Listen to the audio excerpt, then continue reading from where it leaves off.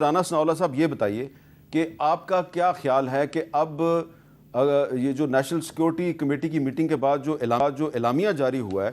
اس میں یہ لگتا ہے کہ آرم فورسز آف پاکستان کو یہ ہم نے اختیار دے دیا کہ وہ اپنی مرضی سے اپنے وقت پر جہاں مرضی ہندوستان کو جواب دیں، تو کیا ہمیں اب ہندوستان کے ایک اور حملے کا انتظار کرنا چاہیے یا ان کے حملے سے پہلے ہی ہمیں کوئی اور حملہ کر دینا چاہیے؟ دیکھیں جی، پہلی بات تو یہ ہے کہ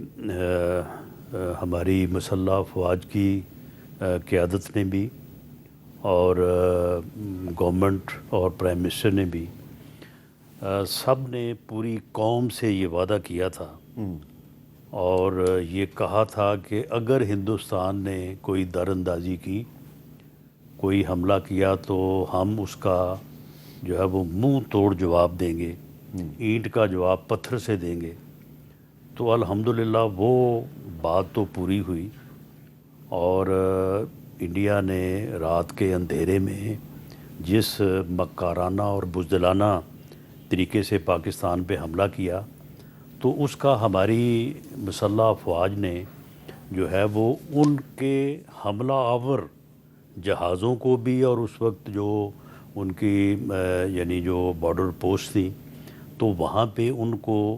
وہ جواب جو قوم سے وعدہ تھا وہ تو دیا ہے، یعنی وہ جیسے کہتے ہیں کہ ادھار نہیں رکھا، لیکن یہ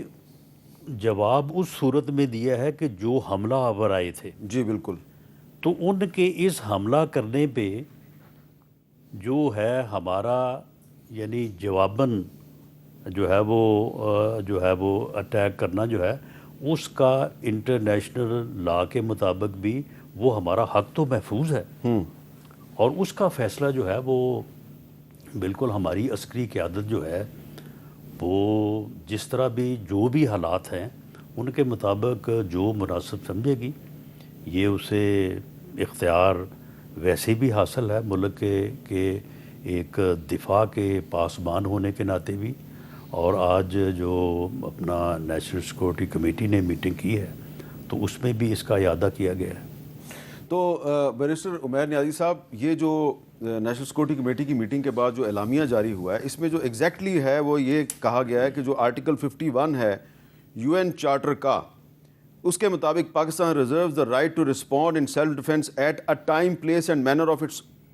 choosing to avenge the loss of innocent Pakistani lives and blatant violations of its sovereignty. The armed forces of Pakistan have duly been authorized to undertake corresponding actions in this regard. As a law expert, اس کا کیا مطلب ہے کہ اب پاکستان جو ہے وہ اس نے آتھورائز کر دیا ہے آرم فورسز کو کہ جب مرضی جہاں مرضی آپ اٹیک کریں؟ دیکھیں، آرٹیکل 245 تو یہی کہتا ہے کہ فیڈرل گورنمنٹ کا مینڈیٹ ہے اس چیز کو، اور آرمس فورسز سبسروینٹ ہے ٹو دی فیڈرل گورنمنٹ۔ اس کے بعد تو آپ نے بیسیکلی ایک لائسنس تو دے دی ہے کہ اب مینر ٹائم ڈیسائیڈ کس نے کرنا ہے، وہ آرم فورسز نے کرنا ہے، جب وہ اپروپریٹ سمجھیں گی وہ اس کے اکارڈنگلی ڈیسائیڈ کرے گی۔ مگر اس ایکشن میں دیکھیں جو انڈیا نے کیا ہے، دیکھیں انڈیا نے جو آپ کے ساتھ کیا ہے، اس نے LOC نہیں کراس کی، اس نے آپ کا انٹرنیشنل بارڈر کراس کیا ہے اور ان پرووک کراس کیا ہے۔ ایک چیز ہوتی ہے نا، کوئی وجہ ہو کہ ہم نے کراس کیا ہے یا کوئی اس کے پاس ثبوت ہو، اس نے اس سب چیز کو بالائے طاق رکھ کے ہماری انٹیگریٹی، ہماری سوورینٹی پہ حملہ کیا ہے۔ ساتھ ہی ساتھ جو دوسرا اس نے فیل کیا ہے، دیکھیں کہ کوئی بھی کسی کے واٹر ریزروائرز پہ نہیں حملہ کرتا۔ دیکھیں سب سے پہلے وہ کیا کر رہا ہے کہ انڈس واٹر ٹریٹی کو ریووک کر رہا ہے، اور اسی کی کنٹینیویشن میں اس نے کیا کیا کہ نیلم جیلم پہ حملہ کیا، نوسیری ڈیم پہ انہوں نے حملہ کیا۔ بالکل، اور اس وقت جو ہے نا ہمارا اس پہ کلیئر کٹ ایک ان کو میسج دینا ضرور بنتا ہے۔ میں یہ نہیں کہتا کہ ہم ان کے ساتھ جنگ شروع کر دیں، مگر دیکھیں ہمارے ریزروائرز ان سے بہت کم ہیں، انہوں نے آج نشانہ بنا لیا۔ اگر پاکستان ان کے ڈیم توڑنے پہ آئے گا تو ان سے وہ پانی ہی نہیں سنبھالا جائے گا۔ ہمارے کیا ہیں 2-3 ریزروائرز پہ آپ حملہ کر لیں گے، وہ بھی ہم آپ کو حملہ نہیں کرنے دیں گے، مگر آپ کے 50 سے زیادہ ڈیم ہیں، کیا آپ کو ان کی فکر نہیں ہے؟ مطلب یہ سارا کچھ دیکھنے کی بات ہے، اور فوراً اس کو عالمی لیول پہ اس چیز کو ڈسکس ہونا چاہیے۔ اچھا، ایئر کمانڈور خالد چشتی صاحب، شاید آپ کو پتہ چل گیا ہوگا، یہ ہندوستان ٹائمز کی سٹوری ہے کہ انڈیا نے 16 ایئرپورٹس کلوزڈ ان نارتھ ویسٹ انڈیا، یعنی کہ انہوں نے اپنے 16 ایئرپورٹ بند کر دیے ہیں۔ اور اس میں انٹرسٹنگ بات یہ ہے کہ صرف اس میں سری نگر اور جموں اور امرتسر اور پٹھان کوٹ اور چندی گڑھ، جودھ پور کے एयरपोर्ट बंद नहीं किए, बल्कि उन्होंने भोज और धर्मशाला, शिमला, राजकोट और जो इंडियन गुजरात और राजस्थान के बहुत से एयरपोर्ट हैं वो भी बंद कर दिए हैं। तो ये जो उन्होंने 16 एयरपोर्ट बंद किए हैं, आपका क्या ख्याल है कि क्या वो उनको ये खदशा है कि पाकिस्तान की तरफ से इन एयरपोर्ट्स पर कोई हमला किया जाएगा?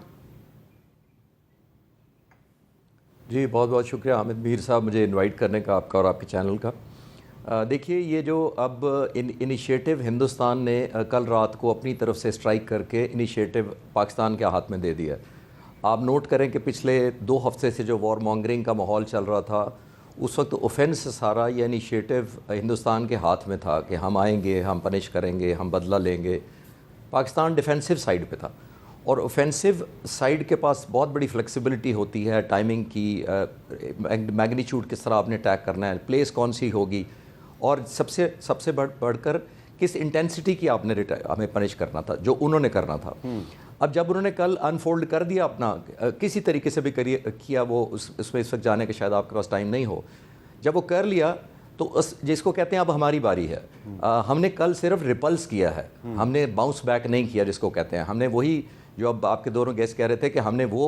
रिटेलिएट किया है उन्हीं जहाज़ों के अगेंस्ट जो हमें हमला करने आए थे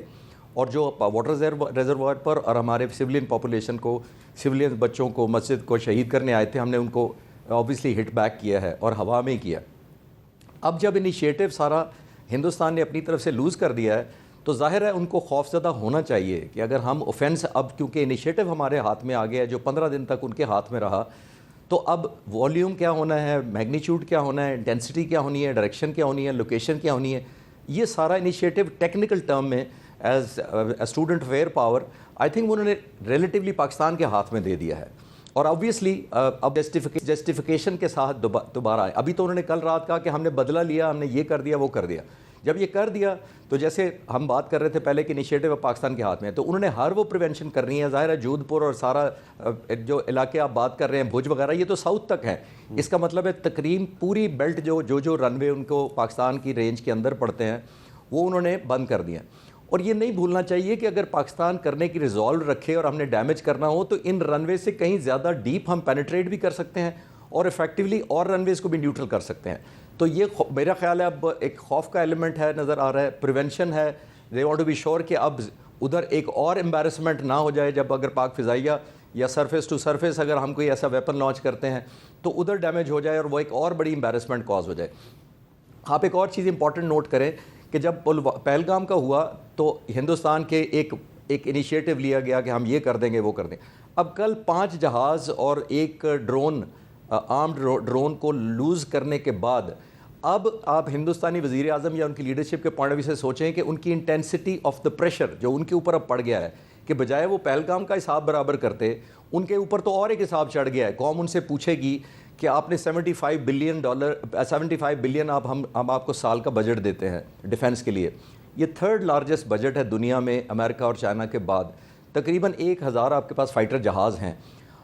इतना अरसा हमने एयरफोर्स को तैयार किया, ट्रेनिंग दी, उसके खर्चे बर्दाश्त किए, और आप 1000 में से चंद दर्जन जहाज़ निकालते हैं बाहर दुश्मन का हमला करने के लिए और उसमें भी 5 जहाज़ वापस नहीं आते। तो ज़रा मैथमेटिक्स करके देखिए कि ये मैं नहीं पूछूंगा, ये हिंदुस्तानी कौम को अपनी लीडरशिप से पूछना चाहिए कि आपने नेट टेक होम क्या है इसके अंदर आपका। पहले आप पहलगाम का बदला लेने गए थे और 5 जहाज़ वहीं छोड़ आए हैं या अपने सरहद में गिरा दिए हैं, आपने शूट डाउन करवा लिए हैं। तो ये तो हिसाब उन्हीं की तरफ और चढ़ गया है, बजाय इसके कि वो सेंस प्रिवेल करती, पॉलिटिशियंस बैठते, एक डिप्लोमेसी वर्कआउट करती। तो मेरा ख्याल है लॉस उनकी तरफ ऐड हो गया है, एक प्रेशर भी ऐड हो गया है।